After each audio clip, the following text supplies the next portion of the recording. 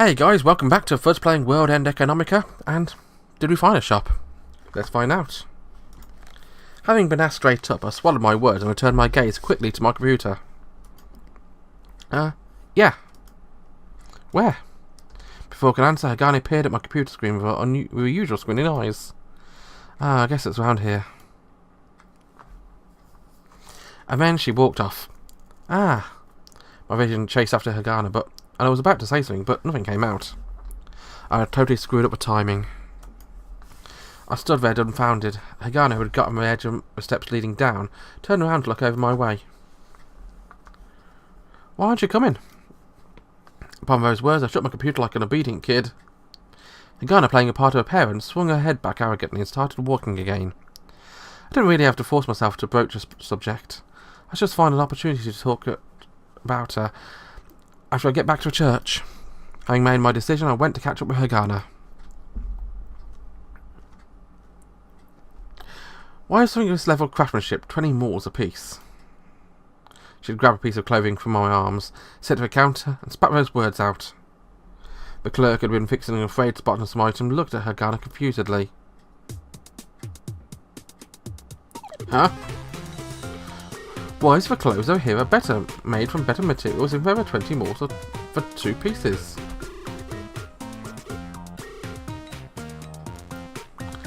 I had chosen a used hoodie that cost 20 moors. On the moon, which relies on importing full clothes and all sorts of things, clothes was far more expensive than food. Grains had priority over cotton and hemp in the limited sized fields on the moon. You wouldn't die from being naked in the orbital elevator, but to stop working and would clog up imports. You could die of hunger. Therefore, even for used apparel, 20 moors a piece wasn't exactly that expensive. Besides, it was pretty good condition. It was probably leftovers from mass retailers in the White Belt of Newton City. However, Haggling put even more pressure onto a store clerk. Did you just get the price tag? No, this is a brand name item, and thus a higher price. But something from the same manufacturer was in that section for 10 moors a piece. That one's short sleeved, it was long sleeved, so it used more fabric. And why is this 3/4 sleeved one the same price? There's no consistency here. The clerk was taken aback by Haggling's words, stared at her, went aside annoyingly. Look, are you trying to tell me to lower the price? Yes. Well, we don't give discounts here. That's odd. Even though you have a discount aisle? We're on discount because it works out for us. I get it. We weren't coming here today just to buy this, we also came here to buy these. Saying this, Haggling took out what was apparently clothing for herself from a shopping basket by her feet and placed it on the counter. What left me dumbfounded was a basket with a black blouse, black skirt and black pair of black stockings. We appreciate your business. How much cheaper would I be together? No, we really don't do discounts. Our margins are already paper thin. Then why do you discount stuff you couldn't sell? Well, we're leftovers, so... Well then, think this way. If we don't buy this stuff, it'll remain unsold and become leftovers. That's some ridiculous logic. Good haggling though. Very forceful. Unsurprisingly, the clerk thought it ridiculous as I did. Look, we priced it at 20 moors because we believe it would sell at that price. When we announce the price drop to 10 moors, you can come back and buy it then. There's a chance it would get sold before then. Therefore, I'd like to buy it in advance, adding 3 moors to a 10 more price discount. The clerk pulled back and looked at Haggling while twisting in his lips. Look at her somewhat nervously. Didn't I say it was a pretty good item? It'll sell for 20. Even though something similar is in the discount aisle. Like I said, that's a different manufacturer. There were also stuff from the same manufacturer. No, those weren't hoodies, you know. They were also hoodies. I'm saying those were a different manufacturer.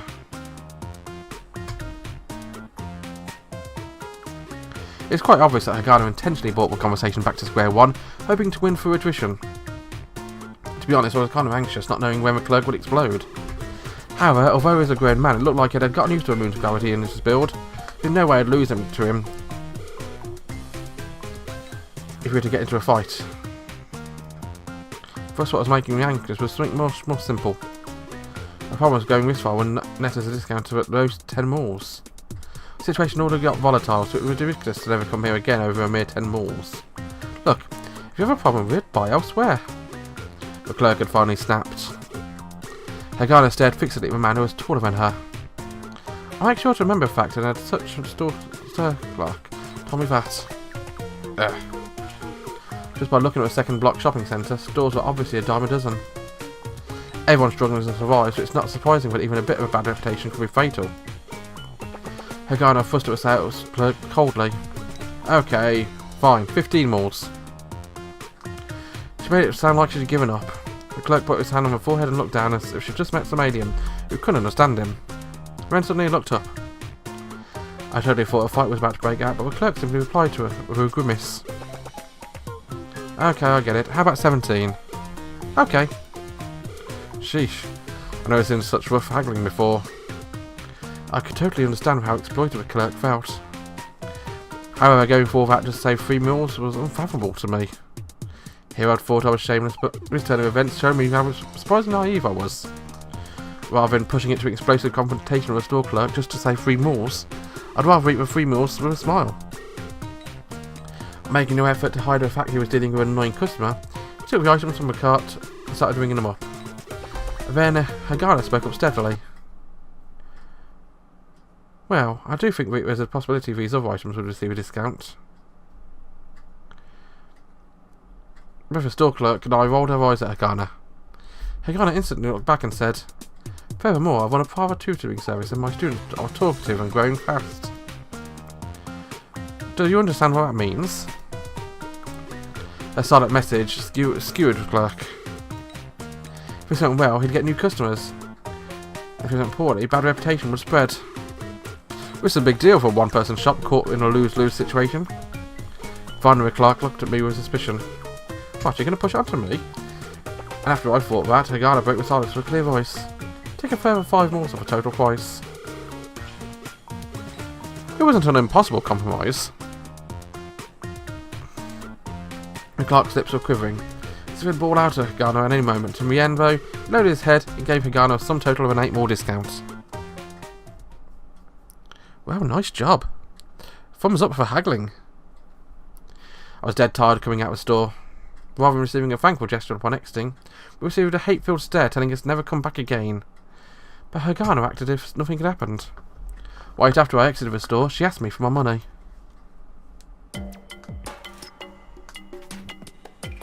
33 malls. Since she'd gone with a flow and paid for everything, there was no issue with asking for payment. But after having to watch her all that haggling, I kept thinking I should be one asking for compensation for mental distress. What? Nothing. Not having the guts to really say anything, I was about to pay her for 33 more she wanted, but then I noticed something. 33? What? Isn't that odd?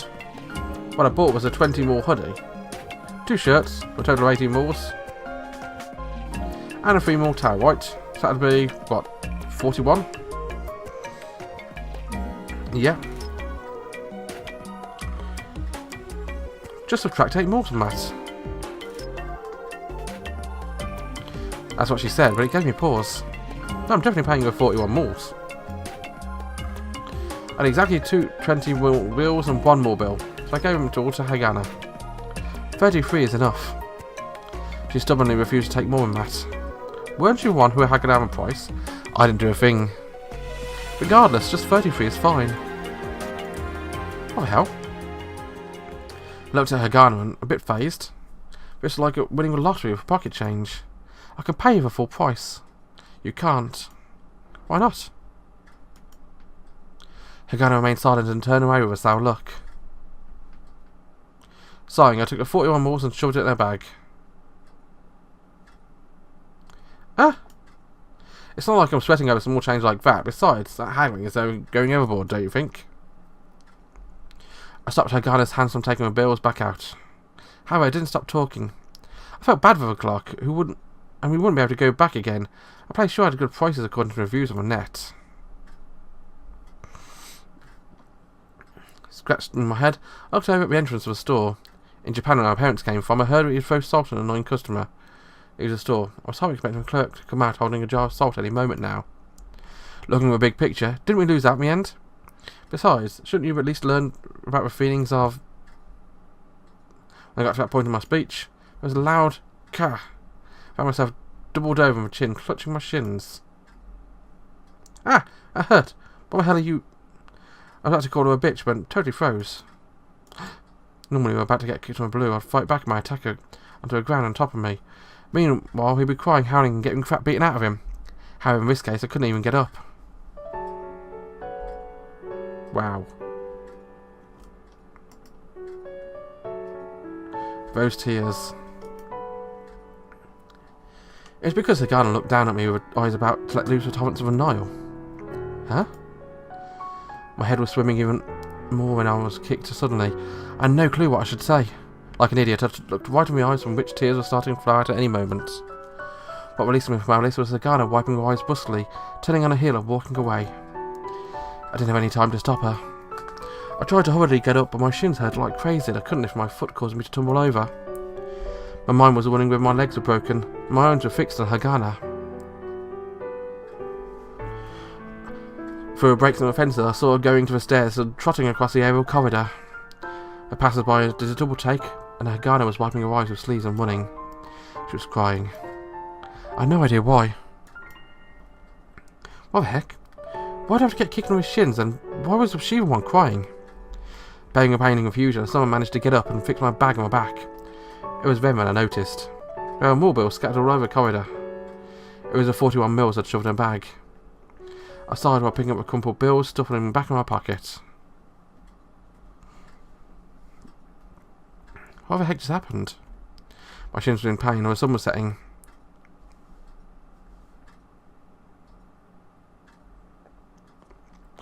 Around the time I returned to a church, it had already gotten dark, and the streets in front of the building was lined with chairs and tables. For people clad in worn-out day's labourer's clothing who were enjoying a drink, having a light meal, or having a chat with each other, it was a small way to draw some enjoyment out of the evening. But someone like me with not a shred of interest in the revelry, all I could think of was it was a hindrance to my usual strolls through the town. My leg also hurt, so I'd finally gotten back with more than a little difficulty. That took you a while. The church door had been bolted shut, so I pressed the intercom and at least let me in. After opening the door, Lisa had a bewildered and shocked expression on her face. There was something very strange had happened. As I entered the spacious and empty church, the door behind me closed.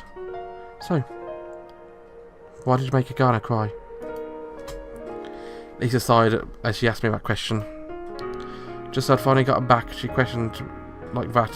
It was enough to make me want to start crying too. Like hell I know. Huh, are you hurt? Of course. Jeez, this is what happened after she lashed out and kicked me with shin out of nowhere. Looking at my leg, Lisa said nothing as she touched her own shin. Look, I have no time to be angry about it. I have no idea what happened there, and it wasn't like you could do anything once she stopped crying. What the hell was that? And on top of that, as soon as I get back, I get pegged as a culprit. Sorry, don't be upset. As I kept on talking, Lisa tried to alleviate the situation. She placed her hands on my shoulders and apologised sincerely. I tried to shake her off, but Lisa nevertheless held tight and looked me up silently. She was rather good at that stance. Staying mad had started feeling silly, so I sat down on the couch. But even you would be the first concerned about if this girl started crying though, right, Hal? As irritating as it was, Lisa's reasoning sat with sound, so all I could do was just nod in agreement. Besides, I don't know what's going on either. I totally thought you two would be coming home all friendly and such. Huh? A rather displeased response, Lisa was taken aback. Calm down. She then put her palms of her hands together and looked at me. But Haggling didn't thank you. A dubious look crossed my face at Lisa's words. The crease in my brow looked as if it was going to twist itself. Huh, thanks. There's no way she would have done that. For what, anyway? Huh. Really? What happened? Lisa also had a dubious look at her face as she asked. I sighed and answered her back. I don't know.